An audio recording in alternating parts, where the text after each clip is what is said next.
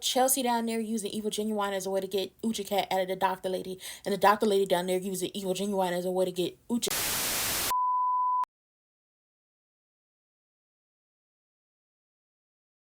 Lawful wedded husband. To be my... Bertine. Not Bertine's heart. With a tramp like you? Well, I know it hurts being third rate, but aren't you accustomed to it yet? Oh, Robin, I see it. I baptized myself the slut of Springfield! Son of a bitch in here. I found out myself what love is all about. Hey everybody, it's me, Nikki. Nita is in Chicago doing her big one. She's like, listen, the girls, we're trying to whip each other into shape. I'm hoping that one of these days, the tension isn't there and we can get back to how we used to be or a better version of what we are now. Now, Daddy Dupree is like, girl, anytime you want to come back here, you can always call me. And anytime you need me, I will be there. Okay, I'll be in the audience, in the crowd, while y'all rehearsing, waiting on you, because you his boo or whatever. He sent for her so bad, and she down bad for him too. I love them together. And he had to let her know, listen, I got all this over here at home. You don't worry about that. I'm going to hold it down for you, okay? Because I am there for you to make sure you're okay. So when he called the girls, aka his daughter, aka his children, aka his progeny, Danny and Nicole over there, Nicole over here having a breakdown. Okay, she's over here having a breakdown and she need her mama, but they find out, oh, their mama is having a good time in Chicago being an articulate, and it's just like, what? No, we need her here. What are you doing? So Danny is happy. Everybody's happy for Miss Anita, but Danny is like, okay, listen, sissy, I did not want you to join this type of club where the man you love broke your heart, but girl, I'm going to teach you the secret handshake. So they go down to Danny's house and they start breaking up all her teacups, breaking up all her fine china. She was like, after Triple H and Evil Genuine happened, I broke all this and got some new stuff. We're going to break all of this. And let's be clear on something. Rage rooms are very therapeutic. I suggest everybody go to a rage room and get all that out. And if you need to create your own rage room in your house and you just be collecting stuff, okay, to break, do that. And then, make some art out of it and break it again if you need to. It was a very therapeutic moment, and I appreciate it, and I love Nicole and Danny having sister moments. Child, Chelsea down there using Evil Genuine as a way to get Ucha Cat out of the doctor lady, and the doctor lady down there using Evil Genuine as a way to get Ucha Cat out of Chelsea. At this point, Evil Genuine is giving everybody hell. He giving the doctor hell, his wife hell, and Nurse Shanice hell. And don't play with my girl Shanice, okay? Don't do that. Evil Genuine, and he's doing the absolute most. Like, he's talking about his kids and how much he loves Naomi and Chelsea and like their different career paths and how he felt about it, which I can respect. But then he's also giving them hell because he feels like, I'm good, I'm talking, I can crumple some paper in my left hand, my right side is gonna be okay, I need to go home. And they keep telling him, you cannot go home until you prove to us that you are good. And he don't want to listen, just like a typical man, like a man who won't listen to what's being said. And they're not letting up off of him. He giving them hell and they're going to give it to him right on back. He's cantankerous. He's ornery. And I feel like he's just a little bit grumpy. See, this is what happens when you get more experienced. You're stuck in your ways. Triple H, take notes. Take notes. But not for real.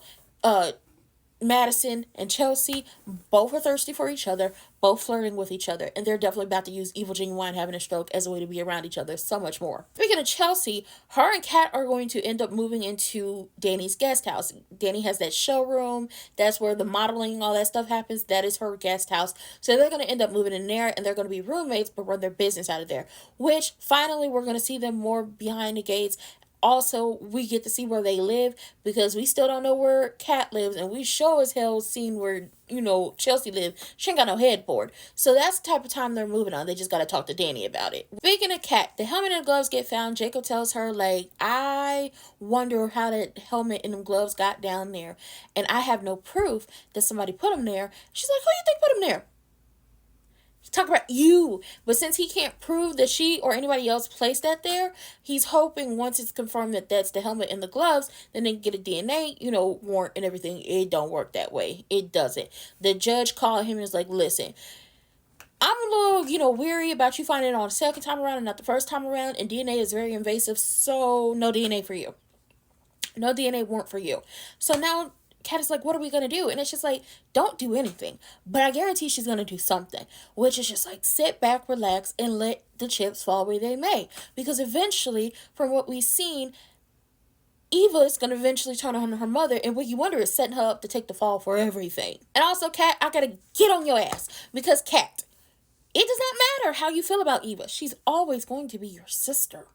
It does not matter how you feel about her. She's always, and hear me when I say this, going to be your sister. You may not like that, but baby, she here. And you don't be real mad when you find out she's either your twin sister or your full-blooded sister. Because I still don't believe Wiggy Wonder is that girl mama. Eva and Laura are talking because Laura wanted to have Eva come down to the house and show her how to work the new system, because the new system, in her opinion, is much better than what she had before. And Nicole was okay with Eva coming to the house. And Laura and Nicole talk, and Nicole was like, I don't get how I didn't see this coming from Eva or Ted. Like, I didn't see it coming. And Laura said it perfectly. When you are a good person, which Nicole is, when you are a good person, you tend to have good people around you. So when people who are wolves in sheep's clothing come around you, you don't see it, and you do not see the signs. And it takes them doing what they typically would do to other people to you for you to understand what type of time they're on. Nicole's heart is broken by Eva and Ted. She misses Eva because she treated Eva like one of her own kids. And it's just like, you trusted her more than your own daughter because Kat told you she was up to something, and you told Kat, go on about your business a little bit. That's what type of time Nicole was on when it came to Kat and Eva. And it's just like, eventually, when you do find out that Eva is your daughter, you'll realize what the connection was between the two of you and why you just can't let her go. But Crewneck Ted, he need to get it together. I don't know what the hell he doing. I give it to Wiggy Wonder. She held it together when Jacob came with the search warrant. She held it together when he found the helmet and the gloves. And she held it together when he walked out. But she truly believes that she's a good guy in this story, that she's done nothing wrong, and that everyone's out to get her, and she's such a good person. It's just like, girl, you're crazy. You're delusional. Something is wrong with you. I believe she, like the character, is a sociopath. If we're being honest, I believe she's a sociopath. Now, she lets her slip show just a little bit when she keeps blowing up Eva's phone, because Eva's down there talking to Laura, and Laura's basically telling her, eventually you and Nicole are going to come back together, and you have to be open to whatever that situation or relation or or conversation is going to be like, the second or third conversation. And Eva's like, I don't deserve her forgiveness. And it's just like, it doesn't matter what you deserve, it's what somebody gives you. That lady can forgive you for herself and keep it pushing. It's up to you to forgive yourself. So her Wiggy Wonder slip is showing just a little bit when she called Eva, and it's like, the world as we know it is over. Eva comes flying down there, and she was like, did I not raise you right? Did I not do this? Did I not do that? How could you do this to me? Because the helmet and the gloves made its way back from the hotel to the apartment. Now she's blaming Eva. Then Eva's like, I've done everything for you. I've protected you. I've gone off on your schemes, which is how we got here in the first place. I've done all of these things. So she starts manipulating the hell out of her, and Eva falls for it, crying, talking about, you don't love me anymore. You did all this for Ted and Nicole.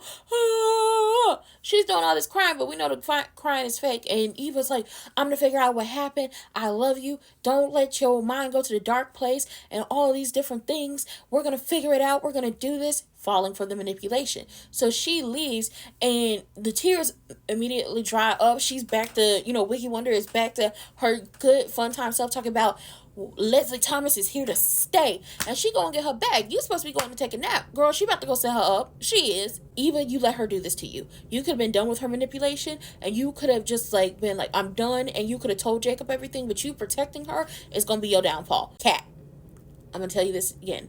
It does not matter how you feel. That's still your sister.